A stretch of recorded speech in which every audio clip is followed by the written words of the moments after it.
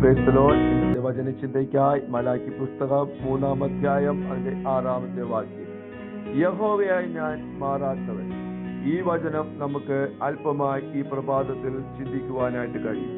മനുഷ്യൻ മാറുന്നവനാണ്. നമ്മൾ എത്ര നന്മ ചെയ്താലും ചിലപ്പോൾ ആളുകൾ അത് മറന്നുപോയെന്ന് വരാം. കാലം കഴിയുമ്പോൾ ഒരു വ്യക്തിയുടെ സ്വഭാവവും വാക്കുകളും വരെ മാറിയെന്ന് വരാം. എന്നാൽ നാം വിശ്വസിക്കുന്ന നമ്മുടെ ദൈവത്തിന്റെ ഏറ്റവും വലിയ പ്രത്യേകത എന്താണെന്ന് വെച്ചാൽ ആ ദൈവം മാറാത്തവനാണ്. അവിടുന്ന് ഉവ് എന്ന് പറഞ്ഞാൽ അത് ഉവ് എന്ന് തന്നെയാണ്. സംഖ്യാപുസ്തകം 23-ാം അധ്യായം അതിന്റെ 19-ാമത്തെ വാക്യത്തിൽ ഇങ്ങനെ പറയുന്നു: വ്യാജം പറയുവാൻ ദൈവം മനുഷ്യനല്ല, അനുദവിപ്പാൻ അവൻ മനുഷ്യപുത്രനുമല്ല.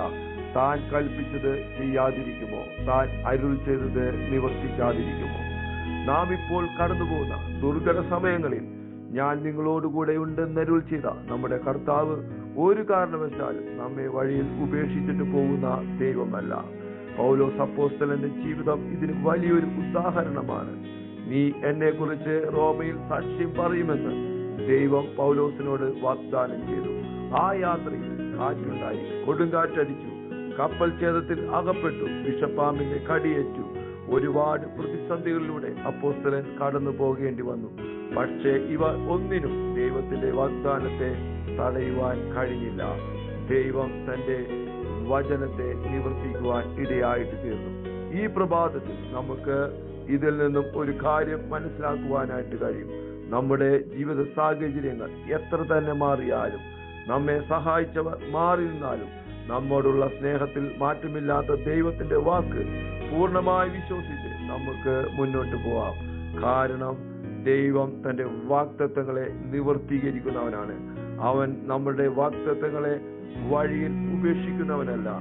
ഈ വിശ്വാസത്തോടെ അവന്റെ കൃപയ്ക്കായി നമുക്ക് ഒരുമിച്ച് പ്രാർത്ഥിക്കാം. സ്വർഗീയ പിതാവേ, ഞങ്ങൾ ഒരുമിച്ച് പ്രാർത്ഥിക്കും. ഞങ്ങളെ കേൾപ്പിച്ച നല്ല വചനങ്ങൾക്കായി സ്തോത്രം ചെയ്യുന്നു.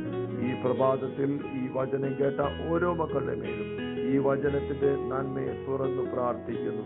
യഹോവയായി ഞാൻ മാറാത്തവനെന്നുള്ള വചനം ഇനിയുള്ള ദിവസങ്ങളിൽ അത് അതുപോലെ ഞങ്ങളുടെ ജീവിത സാഹചര്യങ്ങളിൽ വെളിപ്പെടുവാൻ പോകുന്നതിനായി സ്തോത്രം.